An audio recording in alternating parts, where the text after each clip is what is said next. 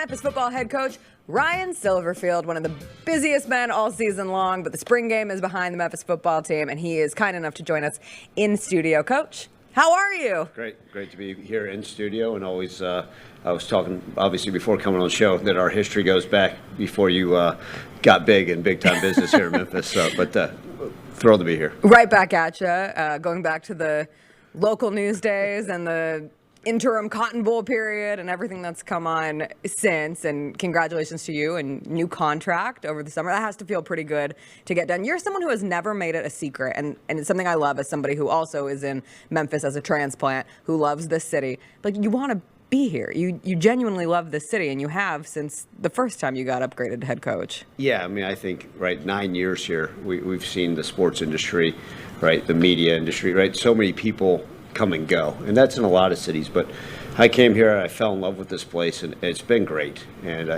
even as an assistant coach, this was a place that was, I love the people here, and that's what makes this, the 901, so special.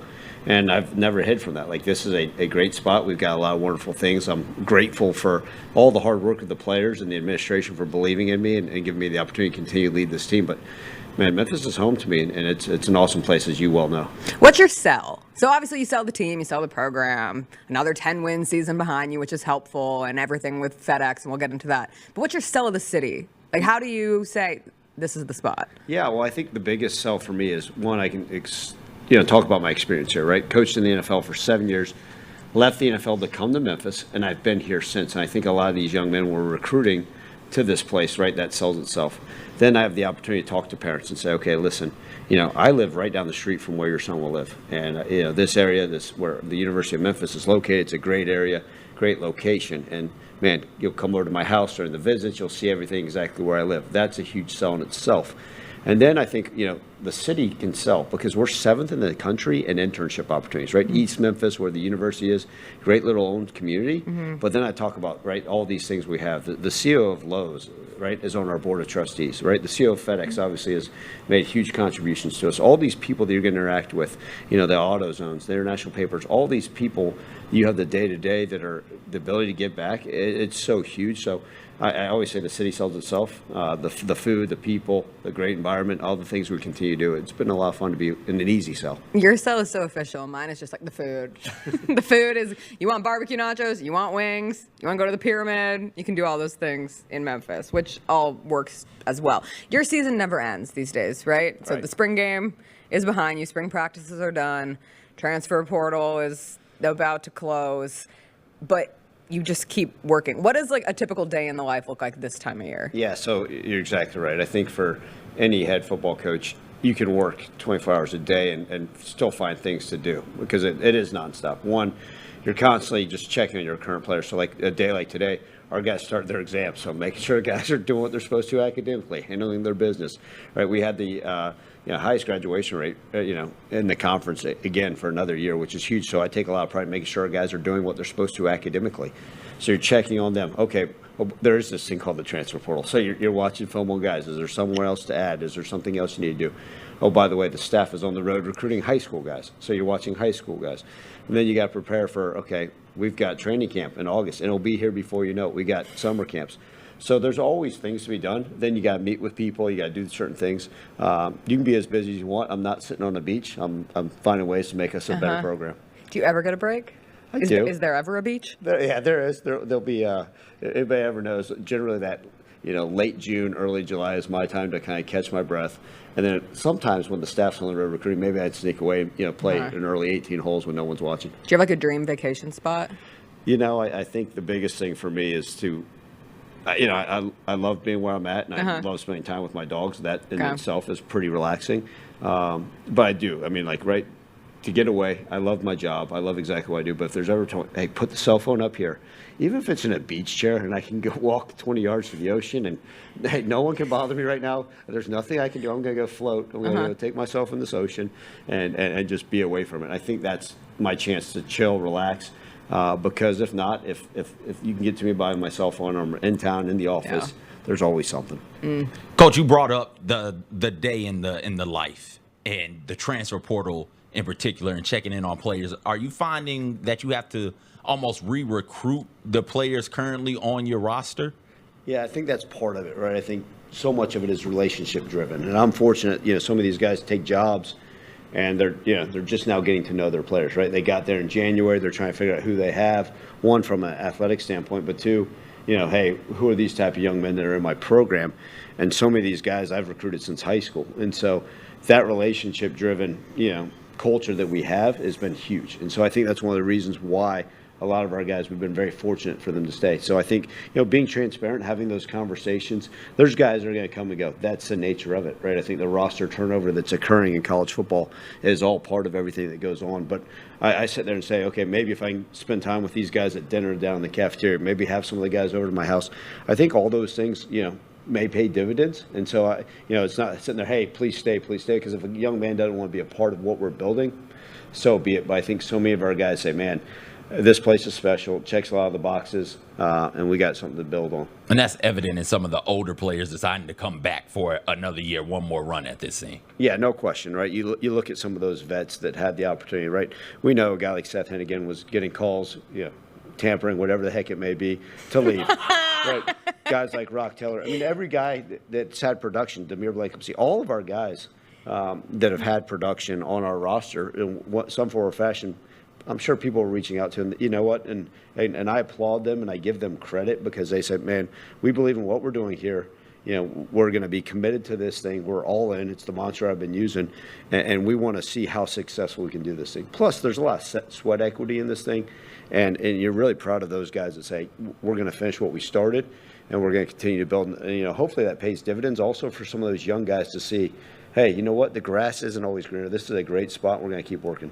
It really does feel like a rarity for a program like Memphis to, one, have coaching continuity, but to have a quarterback like Seth Hennigan have a fourth year. And now the all-time passing leader in program history at Memphis gets to come back, gets to sit in a leadership role, sure, but run this offense and attempt to, take Memphis to another 10-plus win season, maybe have an opportunity to fight for a spot in the college football playoff. What were those conversations with Seth like? Was it a push and pull, or did you feel that there was just momentum from the beginning that he wanted to come back? Seth, like a lot of our guys, we've had those relationships over the years. And, I recruited Seth as a 17-year-old, really a 16-year-old. And, as he got older and, he was recruited during the COVID year. So never had the opportunity to go sit in his home right. and do all those things. And he got here and, I kind of said, listen, we bet on him as a true freshman. Hey, we're going to give you the ability to start. And he proved us right. There's some it wasn't his best statistical years, and we wish we could have won more games, but we trusted him. And I think that part of that, had effect of, hey, I'm going to stay here. Coach, I don't know if he was a 0-star or 3-star, how many other offers he even had. Yeah. But the ability to go in there and say, okay, we're going to start a 17-year-old quarterback. And then when the season ended, we've always had great conversations, whether it's with his family or with him. We sat down in my office multiple days and just talked through it because I always want to do what's best for a young man. And if it was best for the young man to go declare for the NFL, if it's best for him to transfer to a school in a different conference, maybe with a prettier logo. But I think what happens is Seth saw the benefits of returning for another year, right? One, he knows this offensive system, great familiarity with what we do, how we do things in the weight room as an offensive skill set, with who his wide receivers are. He knew we were going to continue to add weapons around him. Great relationship with our offensive coordinator, Tim Cramsey. So all those things went into it. And then we sat down and talked, okay, what are the pluses and minuses? And there are. And I do that with all of our guys that say, hey, I'm interested in this. I'm thinking about this. And what I tell, and it's, I don't mind sharing this publicly, I sit down with every single one of our guys and said, you got a really good thing going with your girlfriend. Great. Okay. There's always going to be somebody else out there. That's the nature of this. But if you're committed and you got a really good thing, it's not worth taking that chance because there's always going to be somebody that may be a little bit prettier. And most of the guys say, no way. I'm like, well, okay, good for you. But there's always going to be somebody that's going to walk by that's going to attract your attention. But you're going to have to be able to say no. And once you realize you've got a really, really special thing here in Memphis or with your girlfriend, hey, it's a hell of a deal. And I think that's what's happened. A lot of our guys say, man, most of their needs are met, right? With what we're able to do now with NIL, with the ability to win football games, with the facilities, with the fan support, certainly with the food, like we talked about.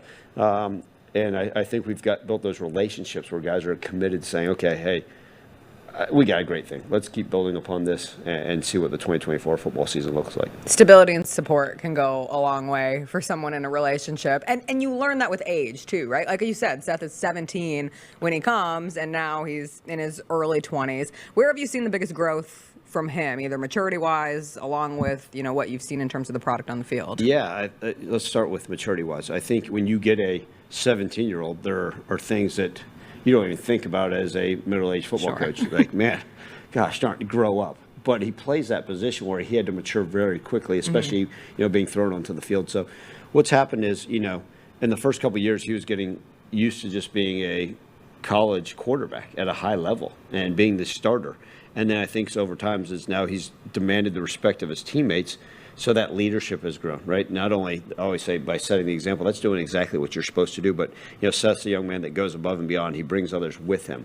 And that growth has been able to see and put on full display. And then, look at what he's been able to do on the field, right? I mean, I think his production continues to increase.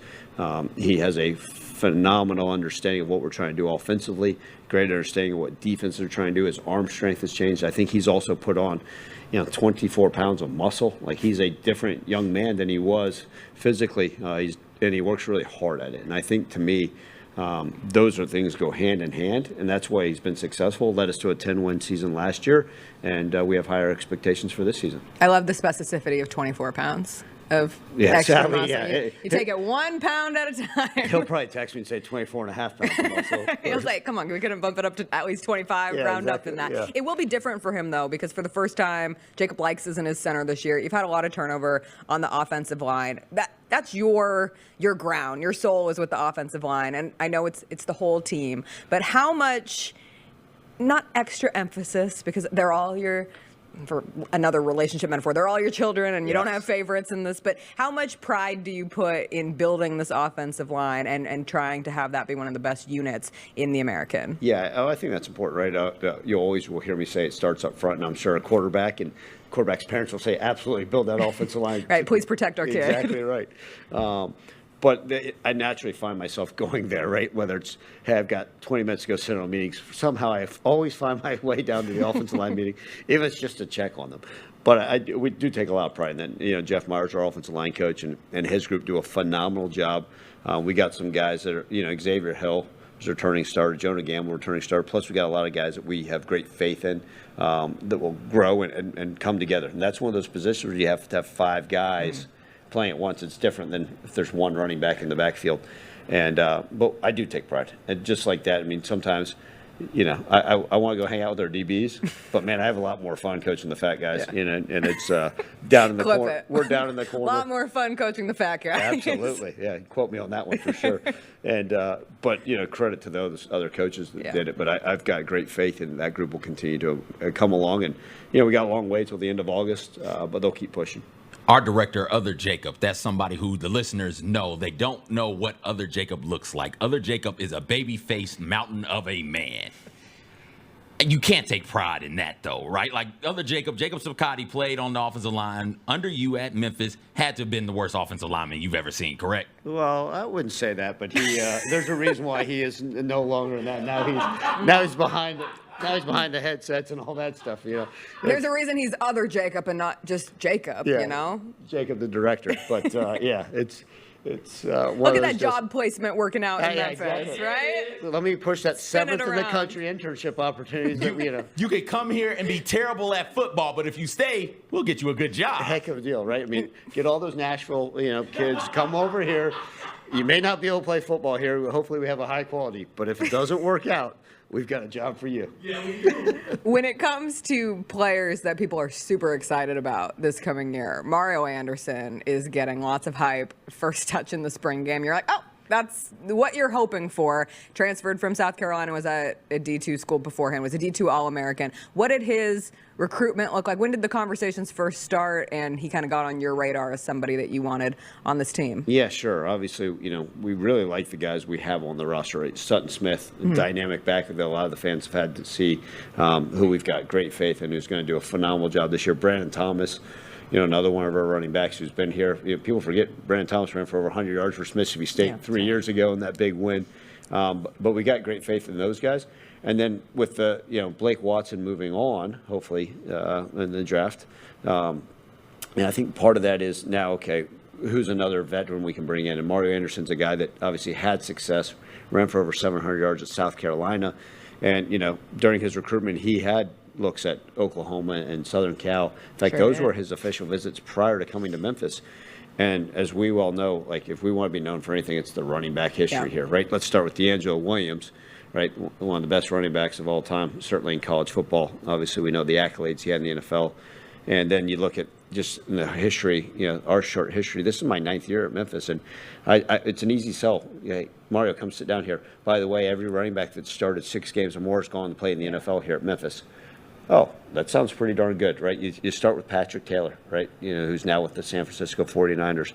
Kenny Gainwell, Tony Pollard, Antonio Gibson, Darrell Henderson, right? Blake Watson's the next one. Oh, by the way, if you come here and do what you're capable of, you can be the 7th, and I think that's an easy sell for it.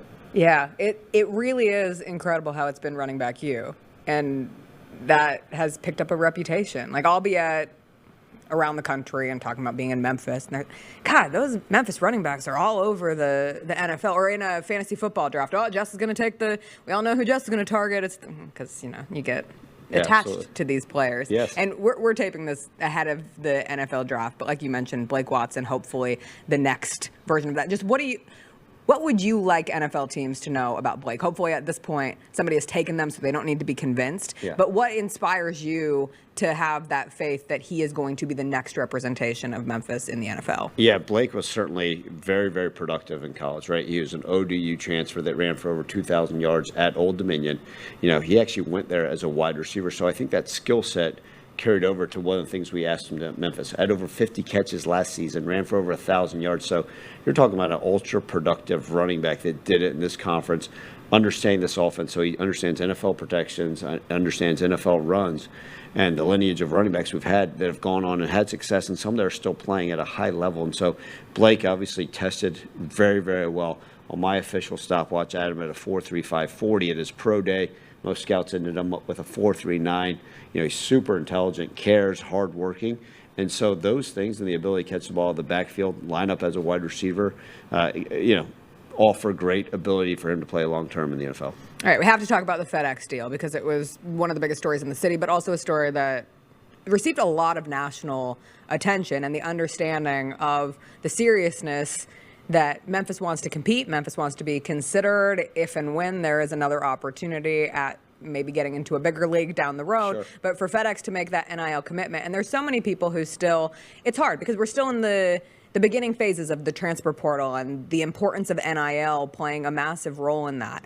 How much easier does FedEx giving that amount of money make your life? First and foremost, thank you to FedEx and the Smith family. Obviously, always got to start with that. No, I think it goes back to the relationship that FedEx has had with the city and the relationship with FedEx and the university, and then also, right, tying in the city and our great university. So they all go hand in hand, and we understand the success of FedEx helps everybody in this town, right? And if we have success in our football program, it's great for everybody. It's great for Grind City Media. I mean, it's a good thing. It's a positive thing. And understanding the way the college athletic landscape is changing by the very minute, that this NIL is very real. And in order to be able to compete at the highest level and to maybe maintain some of our good players, maybe go out there and see what we can do, that this is a very real thing. And if we're able to award our guys in a former fashion, I think this is why NIL was set up for great large corporations, a wonderful one like FedEx, to be able to help out the community, help out the university, its athletic teams, and there's so many of our other, women's sports that are going to benefit from this. It's just a tremendous thing, and it's a great, it's an honor and privilege to be tied in with that, such an amazing company. And look, we're all going to benefit from it. I think when that announcement first had, the FedEx was just gushing about the positivity they received back. Now all of a sudden they're getting media attention from outlets that they never would have, or different, ESPN is now talking about FedEx, not just about the golf tournament. Now they're talking about, hey, by the way, on the front page of ESPN College Football, this amazing deal and what it's going to look like. And a reminder that it's in Memphis, which is great, mutually great for both of those.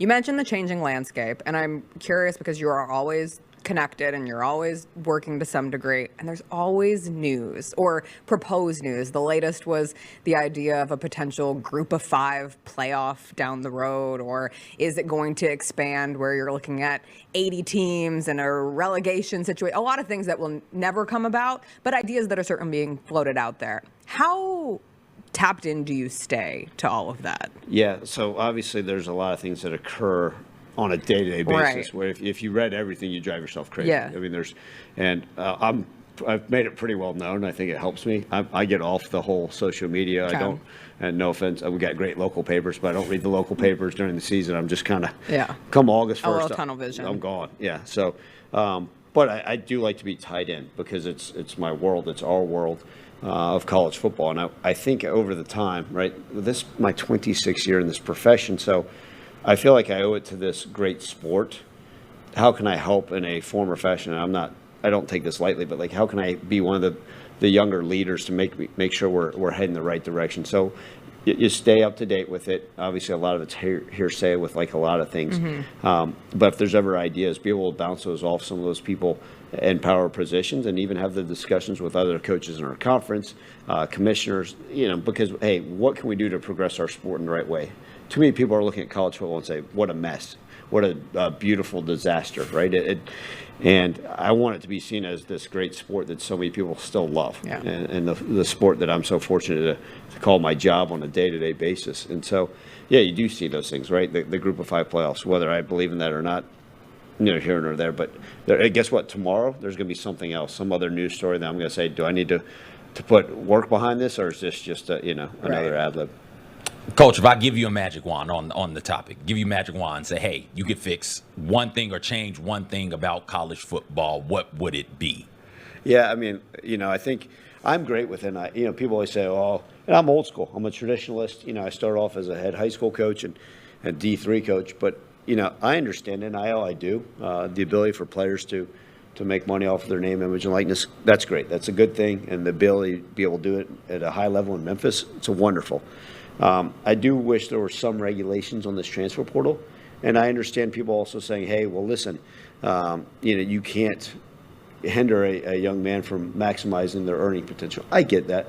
But I don't think this portal was initially put in place for guys to go to their 5th college, for guys to go to their 6th college, for guys to start at a school that are there for 3 weeks. I don't like this. I'm going to quit. I'm still going to collect a scholarship check, and I'm going to go to another school. There's unlimited official visits. So there's some of these kids who will be on their 4th college that have taken, 10 visits in high school, 10 visits each time they transfer. I mean, by that time, they've seen a third of college football campuses. I mean, that's a hell of a deal. I want to do that in retirement, But I wish there were some regulations. And everybody said, well, coaches can leave whenever they want. Absolutely. We had a coach that quit in the middle of spring football. Yeah. But he also had to pay back a nice chunk of change. And so if this is the way we're going to go, I think that would be part of it. If there could be some regulations, anytime a coach leaves, right, they're under contract. And if players are in that same boat, then maybe it makes it a little bit, fair, and you have an understanding, because this roster changing, okay, your roster changes in December. Then you got to figure out what you got in January. You think you got it. And then, oh, by the way, there's going to be another 15% turnover in April. It's, and no one, everybody says, oh, don't cry me a river. No, and it's part of it because everybody's dealing with it. But it'd be nice to have a little bit of flow and normalcy to it. So, like, contracts would work. Hey, you sign a 2-year deal, and if you break it, then we're not paying you. You can get the money from the other institution. Yeah, if I was named commissioner of the NCAA and they said, hey, what do you want? I mean, I think it would be great, right? I signed you out of high school. Would you like a 1-year deal? Oh, you want your education? Let's sign you to a 4-year deal. And much like coaches, right? Hey, when they sign, do you want to be here for 1 year, 2 years, 4 years? I mean, that's all part of it. And I think there's is it a way to have some continuity. And I think if you're a high school kid, let's use Seth Hennigan as a perfect example. Seth, I don't know how many other offers he had. Seth probably would have said, okay, yeah, I'm going to come play, and I think you're going to be the head coach here. Let me sign up for a 4-year contract so I at least get my degree and my education. Great. Then we're not having the stress of last January saying, is he going to stay? Is he going to come? Right. Sleepless nights. And there's others. If it's a transfer, hey, do you want to come here? You got 3 years left to play. Well, do you want to stay here for all 3? You just want to sign a 1-year deal? Maybe we say, hey, it's a 1-year contract because we want to see, do you fit our culture, our scheme? So There's no perfect science behind this, but I think everybody involved would like to see some type of formalities to this and reform. Let's not cut you off at commissioner. Let's make you the czar of college football, and that's where it goes. Nick Saban's czar. I mean, that's who I'm all for. I think we're all pushing for it. Nick Saban, czar of college football. It does feel like it would be a natural continued path of transition. I'm not sure if his wife, who just finally got him to retire, would necessarily want him back into a high-stress role like that. But it could save.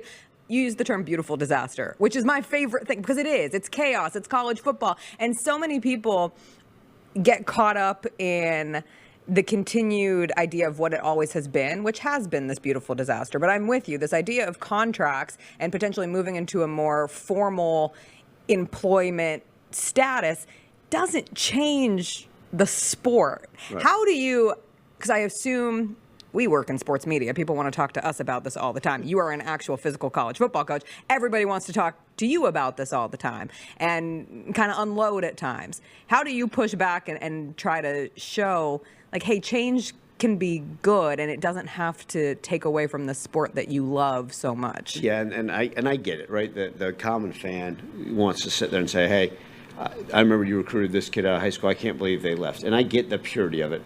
And I think purity in all sports for some form or fashion, for some degree, is gone.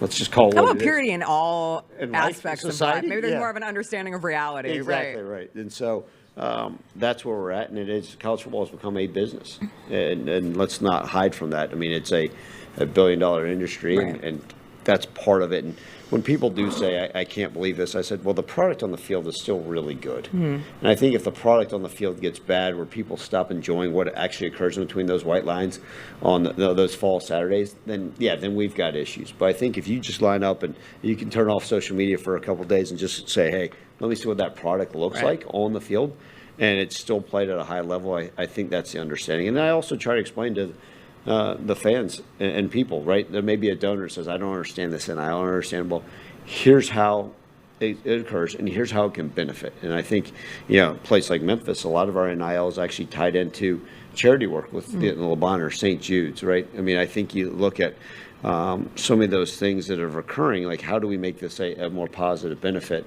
and put everything in a better light?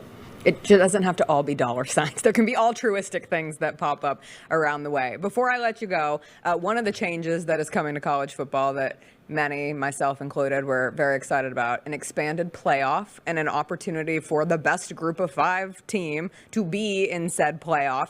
How big is that? And how much of that will be a part of your conversation going into this year? So we know how it goes. One game at a time, can only focus on the work in front of you, but it has to feel different to know that there's a better chance than ever that you could be that representative in the playoffs. I'll start with your coach speak. Absolutely.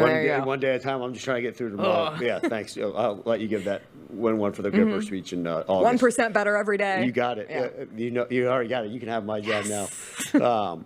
But I think the reality of it is, it's huge. It's tremendous because, 2 years ago, I couldn't sit down with a recruit and say, we have a legit chance to win a national championship or at least compete for one. We have a legit chance to go to the playoffs year in and year out. I couldn't say that last year. Or, you could talk about but it's very rare. And now with a 12-team playoff, it allows me to sit down with if someone's coming to visit us and say, why should I come play for you? I got to go to this P4, whatever the hell that is anymore. Right. If I want to play in the NFL or compete, well, I say, okay, you're looking at school X down in this little town. Do they have a chance to win their conference? No, they'll never win the conference, but they're P4. Okay. Do we have a chance to win our conference? Oh, sure you do. Okay. So we have a better chance to compete for a national championship than that team. So what's the difference? Oh, yeah, you're right. I want to go play for a winner. And so it's a tremendous sell, and the ability to do it consistently, right? We've been one of those programs over the years. We've seen those programs that are like this. And I think, obviously we haven't been perfect, and I've got to continue to improve as the head coach. But we've been a pretty darn consistent program, right? 10 straight bowl games, right? Highest graduation rate in the conference. I mean, doing all those things are important year in and year out. And I think then all of a sudden you're a recruiter, a player looking at the University of Memphis saying, oh, wow, now the chance to go to the playoffs year in and year out, it's a tremendous opportunity. I was just stabbed in the heart when you said P4 and the continued realization that the Pac-12 is dead. So thanks for keeping me honest on that. It's a tough transition for me, but exciting time for Memphis, and we're super excited for the season. I hope you get a small break, the smallest breaks, And we'll figure it out. I'm sure I will. Absolutely. where the phone is away and I'll you're just be- floating in an ocean. As long as I can still access your show in the ocean, we'll be good to go. Thank you. See, be like Ryan Silverfield. Watch right. the Jessica Benson show with CJ Hurt each and every day. That's a good politician coach move right That's there. I got the Jessica Benson The tag? tag on that, and then the FedEx tag on the other one. We're good to go. Let's go. I know where my bread's buttered. Are you gonna get a FedEx tat? Should I? Are you? Can we do something right now? Oh, if gosh. Memphis makes the college football playoff as the Group of 5 representative, will you get a tattoo? A la Jim Harbaugh. Wait, What? no, that doesn't work. Why? Because Harbaugh got a championship tat. I don't care. Jerry Kill got a bowl game tat. Okay. We make our own rules on All this right. show. All Do you- right. Would you ever get a tattoo? So I have no tattoos right now. No tats. And so you're saying a FedEx tattoo? I will certainly. That's a consideration. A FedEx tattoo for a playoff berth? Like, let's get Yeah. a Memphis tattoo. Okay, For a Memphis like tattoo the Memphis logo. Coach, right here. Right there on the page. Right there on the heart. Right there on the heart. Right big there on the heart. Leaping tiger. A Yeah. leaping tiger. Yes. Leaping tiger on the heart. Huh? Playoff berth, leaping tiger on the heart. I'm not Right going to here. forget this. Let's come back on that one. The specificities of the Okay. tattoo can be decided. Sometimes you just have to be moved on what that tattoo is going to be in the moment. But a tattoo, if you make it to the college football playoff. Let's go, Coach. Well, I sense the pressure on this show right now. Yeah, I can just sense it now. Don't you walk into the kids' living room, you're like, oh, it's a little hot in here. And you take the jacket off, like, oh, I'm still hot. And then you just take the whole shirt off, and boom, We there's go a back to leaping the tiger. relationship metaphor. Yeah. How do you show someone you really love them? Put their name on you. Hey, that's hey, then you know you're a lifer. And then by the way, you said, well, what's the biggest sell for Memphis? Me just walking to a kid's living room, taking off my shirt, and saying, how you like me now? Very Kirk Cousins of you. Yeah, we'll follow up on that question. I know You like that? Memphis tat right here. Okay, you heard it here first. College football playoff berth. We're all going to the tattoo parlor. Coach, thank you so much for being here Appreciate today. you guys having me. As always, go Tigers. We appreciate it. Go Tigers. The Jessica Benson Show with CJ Hurt, live every weekday at 8 a.m.